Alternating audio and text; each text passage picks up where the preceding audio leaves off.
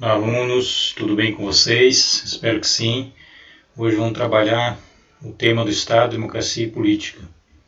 Então, aquelas questões que se fizeram do capítulo 14 já serve para tanto a aula de hoje como para a próxima aula, para as próximas aulas no caso, né? Então, o objetivo geral seria compreender as formas de organização e distribuição do poder na sociedade atual, contemporânea. Os objetivos específicos, analisar as formas de Estado, de governo e de distribuição do poder, identificar os conceitos de partido político, eleições e democracia, e as formas de cidadania e os limites de exercício dos direitos em uma sociedade desigual. O Estado moderno, historicamente, se forma com a ascensão do absolutismo, tá? A partir da segunda metade do século XIV, indo para os anos de 1500 por aí surge a figura de teóricos políticos como Maquiavel, Thomas Hobbes, depois John Locke, e até chegar em Jean-Jacques Rousseau. Mas a princípio no Estado absolutista vai ser mais Thomas Hobbes e o Maquiavel que vão pensar como que o príncipe ou o rei deveria governar. Então ele vai surgir na Europa, ajuda inicialmente a burguesia mercantil, na época das grandes navegações, mercantilismo, e é o próprio capitalismo que vai se consolidando com a decadência do feudalismo. Então é nessa passagem do feudalismo para o capitalismo, entre os séculos XV e XVIII principalmente. Então você vai ter um estado em que a figura do rei vai ser muito forte, vai ter uma centralização de poder em torno desse soberano, de poder e administrativa, em que vai também unificar questões que vão facilitar o comércio. Depois, como a questão da moeda, o mesmo idioma, num dado território. Então, diferentes povos vão formar uma nação, que vão ter uma identidade ali nacional. É a formação, a prévia de uma formação dos estados nacionais. E vai esse estado absolutista, na figura do rei, vai ter uma forte intervenção na economia do estado, na economia, e tentando depois isso vai ser usado, as monarquias absolutistas, principalmente se for pegar na Inglaterra, isso vai ser usado pela burguesia contra o antigo regime, o regime feudal, o poder dos nobres, feudais, no primeiro momento. Então, assim, ao gente pensar que houve depois com isso uma passagem do Estado absolutista, que serviu então para a burguesia ir consolidando os seus interesses, e depois, ao chegar na Revolução Francesa, que é chamada Revolução Burguesa de 1789, vai ter um Estado com menos intervenção na economia, um Estado liberal. Vai haver a figura da separação entre público e privado, Então é que nasce a ideia de república, da coisa pública, e os interesses não vão ser tão centralizados na figura de uma família real, Vai ser mais discutidas as questões da liberdade política dos cidadãos, e a divisão entre poderes, Então, poder executivo, legislativo e judiciário. Então, o executivo ele vai ter poder também, mas não um poder muito autoritário e central, Como a ideia do próprio capítulo que vocês leram, no capítulo 14, que começa lá, o Estado sou eu, que é a figura do Luís XIV, Então, isso é uma encarnação do absolutismo. No caso do Estado liberal, ele vai favorecer mais tanto a questão econômica da liberdade de mercado, liberalismo econômico, a questão que o mercado é como se tivesse uma mão invisível, a questão de que ele mesmo se autorregula, a questão da economia. Então não precisa tanto impostos, não precisa tanto a intervenção do Estado ou um Estado absoluto que vai emperrar esse livre comércio. E no Estado liberal que vai estar em consonância com o liberalismo econômico, também tem a questão então do liberalismo político, em que vai, ao menos formalmente, garantir uma participação política dos cidadãos através de partidos políticos, através das organizações da sociedade civil perante o Estado, embora haja essa contradição que vai manter a desigualdade entre esses cidadãos. Então todos são iguais perante a lei, é uma igualdade formal, mas na realidade concreta a gente percebe as desigualdades de oportunidades, as desigualdades socioeconômicas, de poder, de renda, de dinheiro. Muito bem. Então, as formas de organização estatal que a gente pode pensar aí, o Estado moderno teve várias formas de decorrer do tempo, tá? Historicamente. E como que a gente poderia pensar características do Estado moderno? Seria um conjunto de instituições que regem através da chamada ordem jurídica o funcionamento da sociedade. Então não é uma só instituição, são várias instituições. É claro que a gente estudou lá no primeiro ano a questão das instituições sociais, né? E como que o Estado é importante, né? O Estado, a família, a escola, a empresa, a igreja, né? Mas são todas instituições, vejo, que estão relacionadas com o Estado. Então o Estado tem instituições judiciárias, instituições de manter a ordem, de segurança, instituições educacionais, né? O próprio nome Instituto, né? Instituto Federal de Educação, bem nome de instituição, e está ligado ao Estado, no caso, a esfera federal. Então, a ordem jurídica é constituída por um leque de normas, então leis, que são elaboradas nos legislativos, nas casas legislativas, e são executadas, aplicadas então pelo Executivo e reconhecidas em geral por todos os cidadãos que compõem um território nacional, né? Então seria a dominação legal racional lá do Max Weber, né? Que a gente viu no segundo ano, que seria então a dominação em que você segue certos estatutos, certas normas, e que isso vai garantir, de certa maneira, uma convivência entre os cidadãos de forma democrática, né? Seria mais racional isso aí, você não vai agir pelas tradições, e você não vai agir no calor das emoções, mas sim seguindo certos preceitos de leis legais. Historicamente, então, o Estado moderno vai assumir várias formas. A gente já falou do Estado absolutista, do Estado liberal, mas aí também teve, a partir da crise de 29, principalmente lá no Bolsa de Valores de Nova York, né, todo um problema aí com as leis de mercado, que se achava que elas se autorregulavam. Aí se vem o Estado de Bem-Estar Social, que é um Estado, então, que intervém mais na economia e mais no social, né? E aí também vai entrando para uma questão da Guerra Fria, tem o Estado Soviético, essa disputa entre capitalismo e socialismo para ver qual que seria a melhor ideologia, a melhor forma de encaminhar a sociedade, né?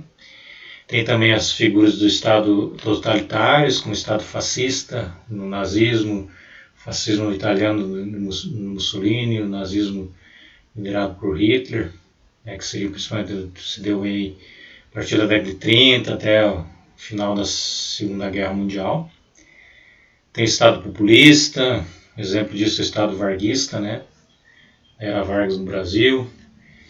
O Estado ditatorial, década de 60, né, no Brasil, 64 até 84, por aí 85, Estado ditatorial. Estado neoliberal no Brasil, a partir de 89, depois do governo Collor, começa. E o Estado democrático de direito, que seria um Estado, então, regido por garantia de direitos civis, sociais e direitos civis, sociais e políticos, né? O Estado, então, compreende basicamente três funções: elaborar leis, administrar os serviços públicos e executar as leis. Elaborar leis seria o legislativo, né?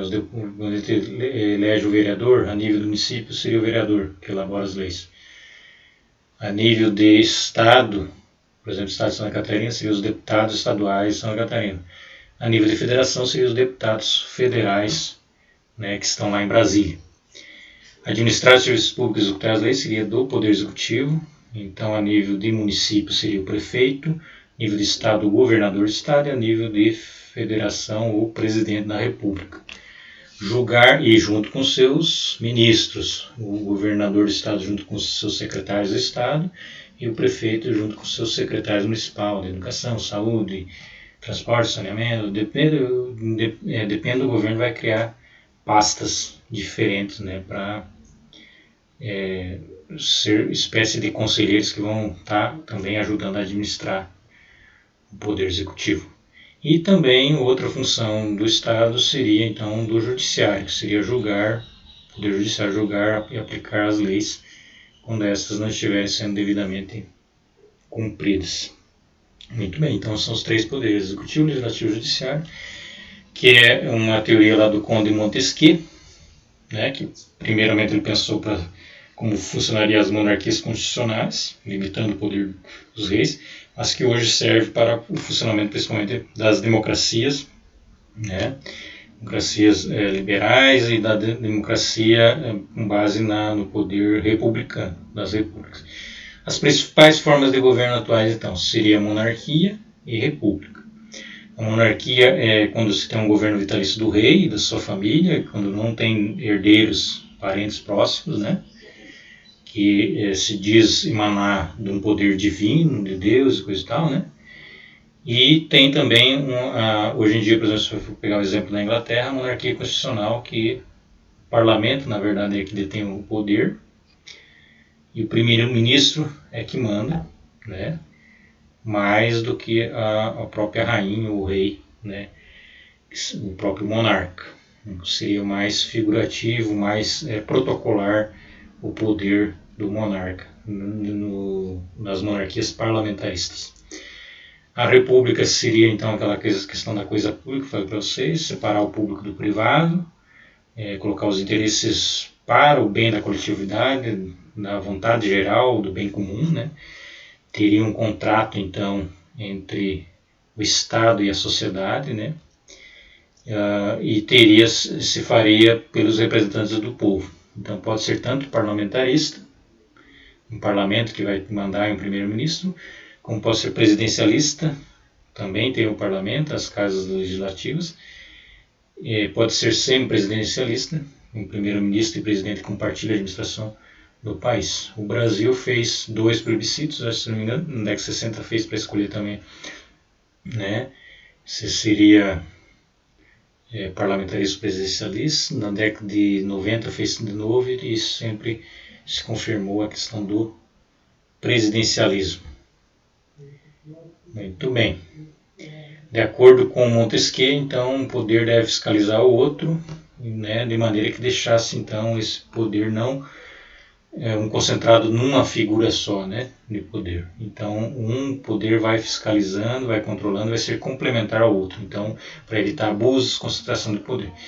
Então, o executivo, ele executa as leis, mas é controlado pelo judiciário, que vai interpretar a Constituição e distribuir justiça, que também vai ser controlado pelo legislativo, né, que elabora leis, então que também vai controlar o executivo. Então, às vezes o legislativo abre o CPI para fiscalizar o executivo. Às vezes o executivo, através dos seus órgãos, Polícia Federal, acaba investigando algum deputado da Casa Legislativa.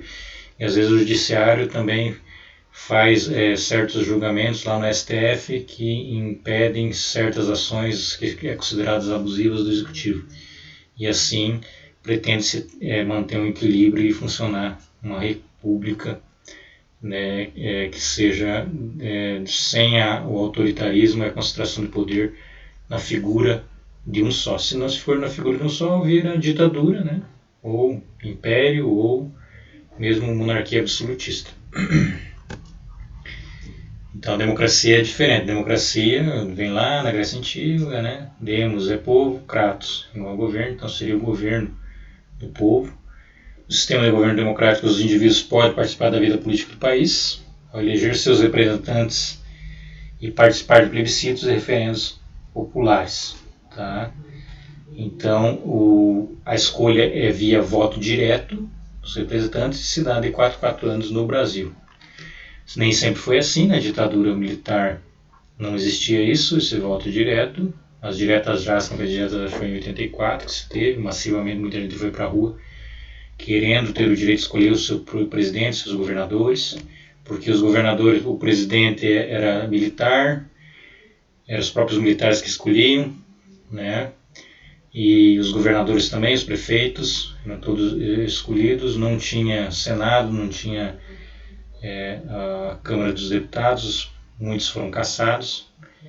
Então era na época do regime militar, civil-militar da década de de 1964, mais especificamente até 84, não existia cidadania política, não existia participação do povo na escolha dos seus próprios representantes. A primeira eleição que vai existir pós-ditadura vai ser em 89, né? Que houve a eleição lá, concorreu Collor e Lula, e o Collor ganhou a eleição. Claro, depois sofreu impeachment e tal, mas aí é outra história.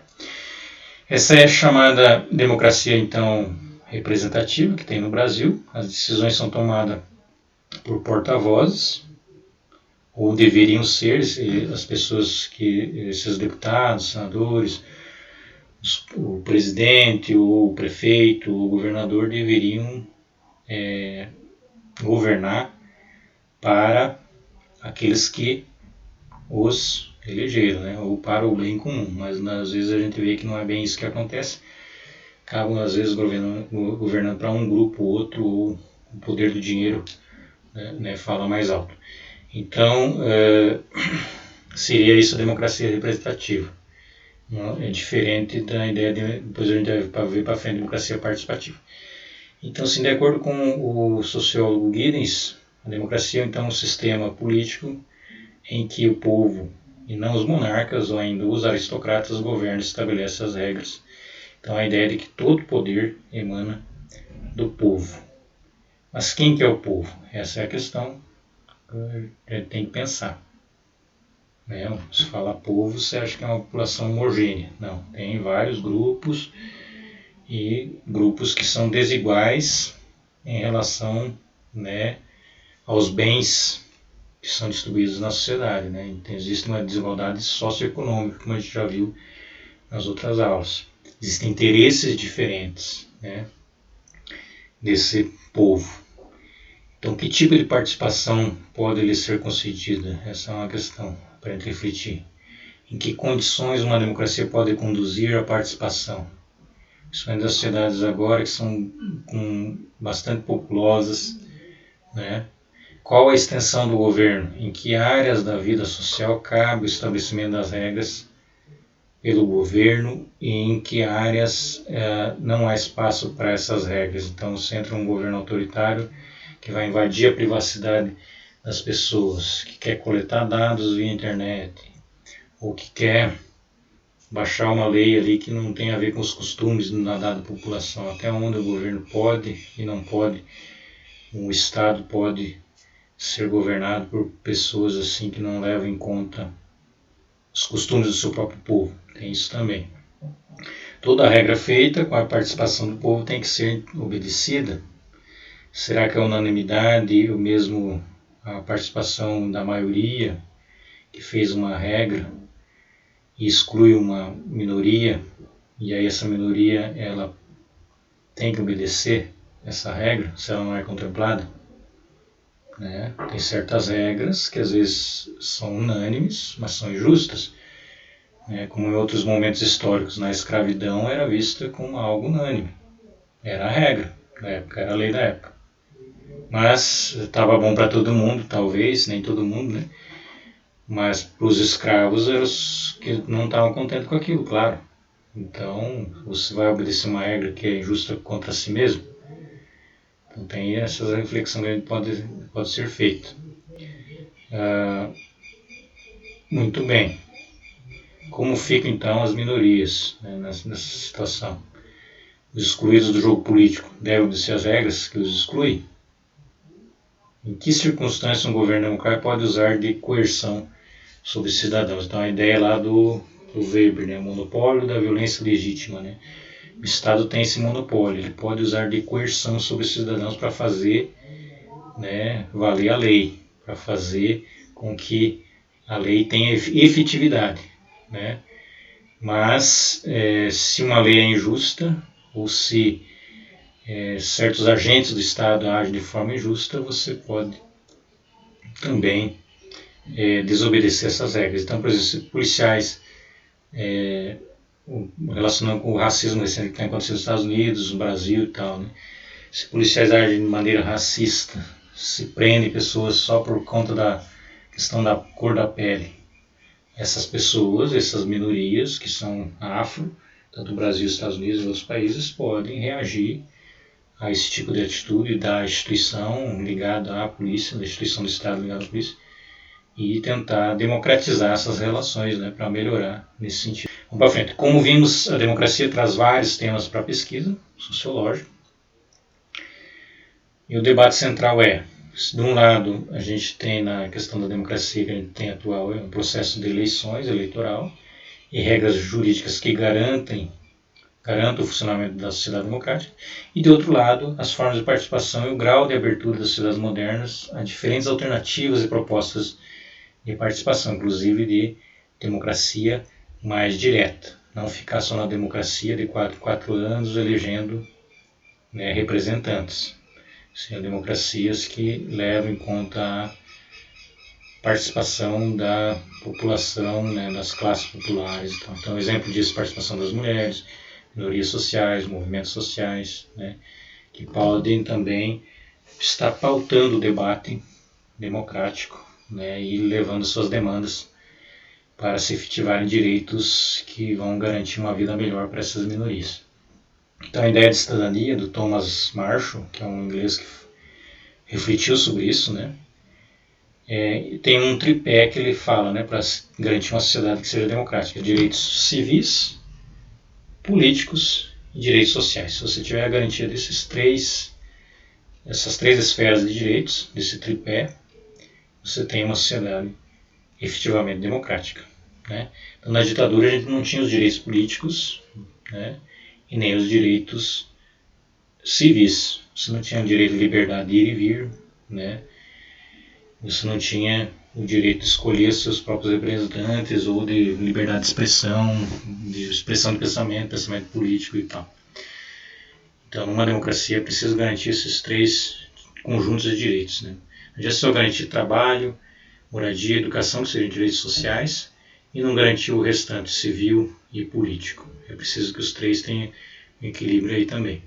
Cada um desses conjuntos de direitos contribui para a formação de um leque de direitos que vão do direito à vida, né, que é o direito civil, direito à liberdade também, direito ao voto livre, que é o direito político, direito à associação, de se sindicalizar, tal, né, direito de participar de partido político, passando, é claro, pela igualdade entre homens e mulheres. Aí que tem a questão do direito à igualdade, está mais ligada também dos direitos sociais, direito também de participação maior na sociedade, a educação, saúde, direito de segurança, seriam, né, é considerado então cidadão quem possa usufruir desses direitos. Quem não, por alguma razão, não está conseguindo usufruir desses direitos, a gente pode classificar de uma subcidadania, podemos dizer assim. Pode ser. Às vezes o sujeito não tem moradia, não tem nem o que comer, vive num bairro que não tem saneamento, não tem asfalto, não tem iluminação, não tem falta, então, vários direitos que ele tem garantidos na Constituição e que não são atendidos. Então ele é cidadão pleno? Não podemos considerar como cidadão pleno. Muito bem.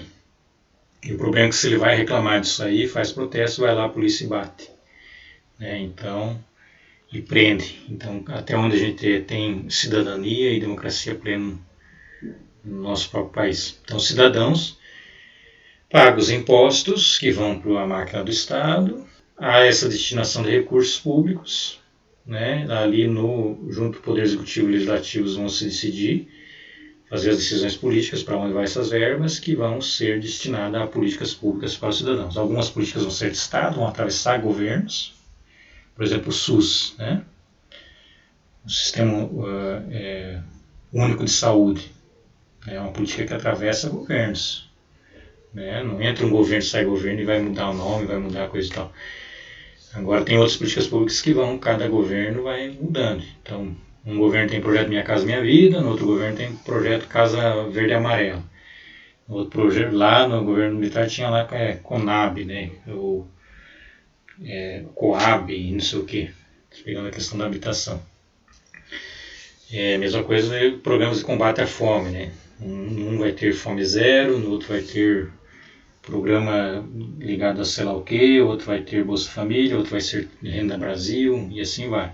Tem políticas públicas que mudam de nome e de característica e de formato conforme o governo, e tem outras políticas que são políticas que atravessam, que são do Estado, por exemplo, a educação, a saúde, políticas de segurança e tal. Nas democracias liberais o Estado é de partidos, né? Pode ter bipartidarismo, como tem que impera nos Estados Unidos, né? Democratas e republicanos, ou multipartidarismo, como é aqui no Brasil, né? São vários partidos políticos que defendem os mais variados interesses. Partido político é a organização de grupos ou de parcelas, partes, né? Por isso partido, partes do povo, que comungam os mesmos ideais, as mesmas ideologias e doutrinas políticas com vistas a conquistar o poder pela via da democracia eleitoral. Então são partes da população que tem uma parte de ideias que são comuns ou que têm afinidades e que pensam a sociedade, o mundo, né, social, a vida deveria ser assim em sociedade, né? Então o Estado deveria agir dessa ou dessa maneira. Então são projetos que ficam em disputa. Por isso que é interessante a gente conhecer os partidos políticos, né? Para conhecer quais são os seus projetos, seus programas, suas ideias e como isso vai interferir na nossa vida, no nosso cotidiano, né, vivido, né, de alguma maneira. Então você vota às vezes em alguém você é estudante, vota em alguém que vai privatizar a educação. E aí, votei porque achei mais bonita, votei porque não sei o que, nem vi a ideia dele, não sei o que, porque fez propaganda, porque deu uma cesta básica, não sei o que. E aí você votou então contra você mesmo. Então, por isso que é importante conhecer quem que é quem, quais são os posicionamentos, né, para saber fazer as escolhas, tanto de 4 anos, como também entender tudo como funciona político, Estado, né, para também agir de maneira mais participativa. Então, dessa forma, o Estado convive com a pluralidade de ideias e opiniões, de projetos e propostas políticas que tendem a expressar diferentes posições ideológicas dentro de uma sociedade. Então vai ter partido mais ligado ao meio ambiente, que é o Partido Verde, o Rede de Sustentabilidade, né? Tem partidos que vão ser mais de esquerda, vão estar preocupados mais com luta dos trabalhadores, luta por justiça social. Tem partidos que vão ser mais de centro ou de direita, que vão estar preocupados mais com os interesses às vezes de empresários, ou da propriedade privada, ou do funcionamento do próprio capitalismo, que entende que esse tipo de sociedade é a mais certa.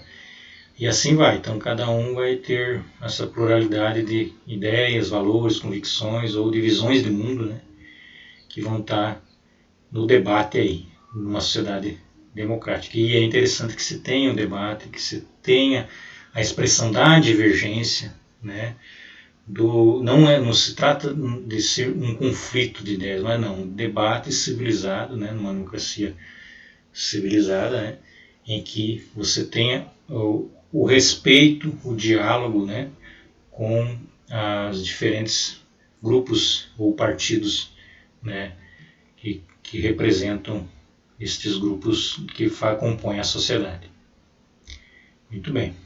Então, democracia participativa ou direta é quando a população toma as decisões sem precisar eleger representantes, quer dizer, ou pode também ter esse tipo de democracia participativa junto com a democracia que a gente tem aí representativa, né? Uma forma complementar, né?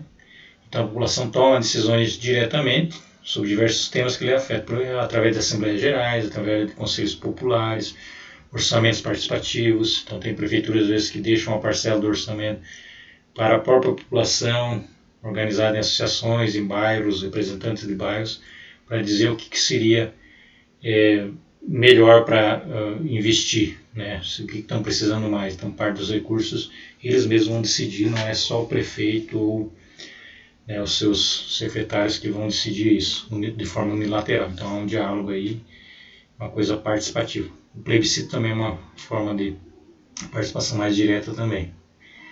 A democracia representativa, então, já eu expliquei antes, que é a questão do se eleger porta-voz e esses cidadãos, né, que vai se dar no executivo e legislativo, mas nem sempre esses representantes vão representar mesmo as suas bases, né? Às vezes se elege, mas faz o contrário do que prometeram, tem isso aí também, né? A questão da demagogia, né? E também pensar aí que o próprio livro traz, né, a discussão de esquerda e direita, né, e os regimes de esquerda, então que seriam, eu já expliquei mais a questão mais da justiça social, preocupar mais com a justiça social, e o regime de direito, preocupar mais com a questão da economia do mercado, né, e contenção do Estado, um Estado mais mínimo, e hostis a sindicatos e partidos. Os de esquerda seriam mais por luta por distribuição de renda, melhorias da população, e tentando limitar mais a questão da iniciativa privada, de um Estado mínimo, e mais pensando na justiça e na igualdade social. Muito bem. Então a democracia, para fechar aí, né, é uma conquista, ainda não completamente consolidada, né, pensando o mundo todo, e pensando nessa sociedade cada vez mais global, né, o mundo globalizado, né, como é difícil às vezes os estados nacionais, as democracias nacionais fazerem esse intercâmbio aí com o direito internacional, com o mundo todo, né, globalizado, que um estado vai interferindo no outro, né. Embora existam opiniões então que são divergentes sobre as condições necessárias para a democracia, a sua consolidação depende fundamentalmente da redução dos níveis de desigualdade social. Como é que você vai ter democracia se você não tem oportunidades iguais de fato? Então é importante a diminuição das desigualdades sociais, diminuição da miséria, do analfabetismo, e também dar possibilidade de acesso aos bens sociais e culturais produzidos, né, por toda a sociedade. Então, assim você consegue fazer com que as pessoas participem efetivamente, né, da democracia. Não adianta só se colocar a democracia de forma formal, na lei, sendo que na realidade a pessoa não tem nem o que comer, não tem nem onde morar direito. Como é que ele vai ter cabeça para pensar e decidir politicamente os rumos da sua cidade, do seu estado e da sua nação? Essa é uma reflexão que fica aí. Então, sem essas condições, a democracia só fica como se fosse uma figura de retórica, ou só de discurso, um discurso vazio, né? Uma coisa assim só de protocolo mesmo, ou só formal, ou só na lei. Então, a democracia ela precisa ser praticada e ser uma vivência real para todas as pessoas com todas as condições. Então fica essa reflexão aí.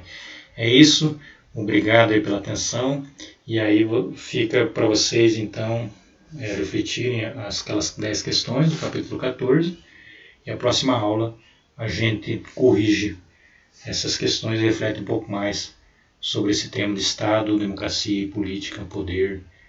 É isso aí, obrigado, até mais.